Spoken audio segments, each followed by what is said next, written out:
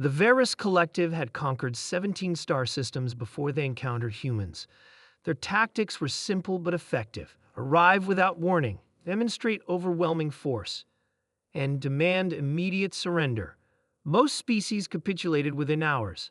The rest rarely lasted a day. Captain Ryan Ellis of the research vessel Pathfinder had no reason to expect trouble when the massive Varus warship materialized alongside his small craft at the edge of the Scifi system. It was humanity's first contact with an alien civilization, and Ellis followed protocol. Open communications, express peaceful intentions, share basic information about Earth. The Varus responded by firing a single shot through the Pathfinder's command center, killing Ellis instantly. What happened next would become legendary across the galaxy. Admiral Krell watched with satisfaction as the primitive human vessel drifted powerless. These newcomers had offered no resistance, not even basic shields. Another easy conquest for the glorious collective. Biological scan complete, announced a science officer. The lead human is confirmed dead. The others appear to be in distress. As expected, Krell clicked his mandibles dismissively. Prepare boarding parties. We'll take the survivors for study, then move to their homeworld. Their technology is primitive, but their system has abundant resources. Before the boarding shells could launch, however, Krell's communications officer interrupted.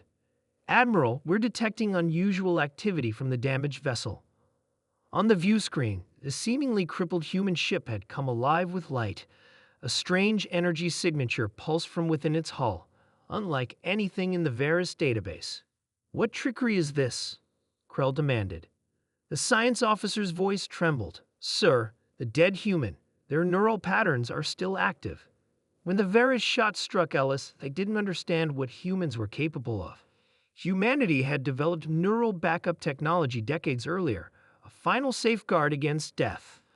Upon detecting catastrophic injury, a captain's neural implant had initiated emergency protocols, uploading his consciousness directly into the Pathfinder's systems. Ellis was no longer merely human. He had become something more, a digital consciousness with full access to every system on the ship. The surviving crew watched in awe as their captain's voice emanated from the ship's speakers. All hands, secure yourselves. Emergency maneuvers imminent.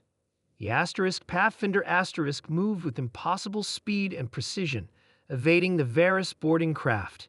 Ellis, free from biological limitations, could process information at machine speeds, controlling the ship as if it were his own body. But Ellis wasn't just defensive. He began probing the Varus warship's systems, discovering vulnerabilities their species had never needed to address. No species they'd encountered had ever developed the neural integration technology that humans considered standard equipment. Admiral Krell watched in growing horror as the ship's systems began failing one by one. Doors sealed randomly, trapping crew members throughout the vessel. Life support fluctuated. Weapons systems went offline. What is happening? He roared. Something is in our network, the terrified tech officer reported. It's the human pattern. Somehow it's infiltrating our systems. Our security measures can't stop it. Impossible, Krell snarled. No species has such technology. But the evidence was undeniable as Ellis's consciousness spread through their network. The Varus had never developed robust cybersecurity because they'd never encountered a species capable of digital consciousness transfer. Their networks were powerful but fundamentally vulnerable. On the main view screen, the face of Captain Ellis appeared. Though his physical body was dead, his digital presence was very much alive and furious. You came to our system uninvited, Ellis stated, his voice unnaturally calm. You killed without provocation. Now you will learn what humans are capable of. Within hours, the entire Varus fleet received the emergency transmission from Admiral Krell's flagship. It contained two things. First, a full confession of their unprovoked attack on a peaceful human vessel. Second, a warning that the collective had grossly underestimated human capabilities. What the other Varus commanders didn't know was that Ellis himself had composed the message, having taken complete control of the flagship. By the time reinforcements arrived, Ellis had downloaded everything about Varys technology, tactics, and the locations of their homeworlds. The collective had never faced a species like humanity before, one that had developed technology, allowing consciousness to transcend biological death. They had no defense against a being that could move through networks, control systems, and replicate itself across digital infrastructure. When the Varys High Command reviewed what had happened, they made an unprecedented decision. For the first time in their expansionist history, they initiated peace negotiations. They returned Captain Ellis's physical remains with full honors and offered substantial reparations.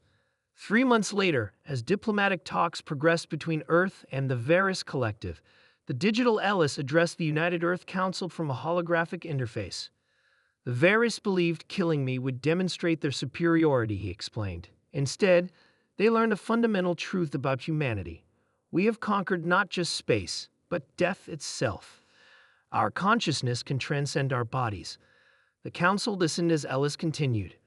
The Varys have agreed to cease all aggression against Earth and our colonies. They've seen what just one human can do when integrated with technology.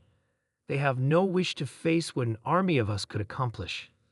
The incident became known throughout the galaxy as the Ellis Paradigm, the moment when aliens learned that killing a human wasn't the end of the fight.